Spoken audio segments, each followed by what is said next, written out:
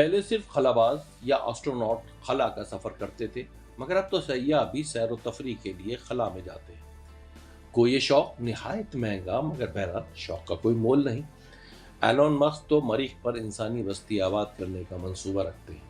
خیر، خلا کا سفر کرنا ہو تو 2.5 لاکھ سے 3 لاکھ ڈالر خرچ کرنے پڑتے ہیں۔ مگر جناب، دنیا میں ایسا بھی مقام ہے جہاں خلا کا مزہ لیا جا سکتا ہے۔ جی ہاں، زمین پر خلا موجود ہے۔ یہاں غیر معمولی چٹانیں نہ صرف آسمانی سیاروں اور اجسام سے مشابہت رکھتی ہیں، بلکہ اسے سیاروں کی وادی پکارا جاتا ہے۔ تو جناب، یہ ہے لیبیا کا دارالحکومت ٹریپولی یا طرابلس، 1150 کلومیٹر دور اوینات کا علاقہ۔ اس علاقے میں 30 کلومیٹر پر پھیلی وادی کو وان ٹیکوفی یا کواکیب کے طور پر پکارا جاتا ہے۔ آپ جانتے ہیں کہ عربی زبان میں کواکیب دراصل ستاروں یا سیاروں کو کہتے ہیں۔ بس اتنا ہی ہے کہ زمین پر موجود یہ کواکب چمکتے تو نہیں، مگر ہاں، آپ انہیں چھو ضرور سکتے ہیں۔ ذرا دیکھیں، اس وادی میں دور دور تک عظیم الشان چٹانیں پھیلی ہوئی ہیں، جیسے خلا میں گردش کرتے ہوئے سیارے۔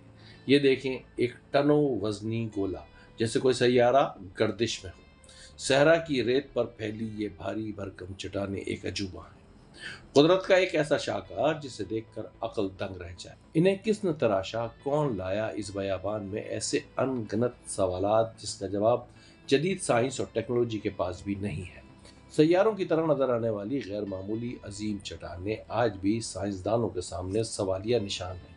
وادی کواکیب صدیوں سے اسی شکل میں موجود ہے۔ صدیوں پہلے خانہ بدوش چرواہے، جنہیں تواریگ کہا جاتا تھا، انہوں نے پراسرار وادی کا پتہ لگایا۔ تواریگ 14 صدی عیسوی سے لیبیا، الجیریا، مالی، نائجر اور برکینا فاسو کے صحراؤں میں زندگی گزارتے تھے۔ یہ راتوں کو سفر کرتے تھے اور راستوں کا اندازہ آسمان پر چمکتے ستاروں سے لگاتے تھے۔ تواریگ نے اس وادی کو اسی نسبت سے کواکیب کا نام دیا ہے۔ سیارہ نما چٹانیں، جنہیں ٹروڈینس کہا جاتا ہے، ایک پیچیدہ ارضیاتی عمل کا نتیجہ ہے۔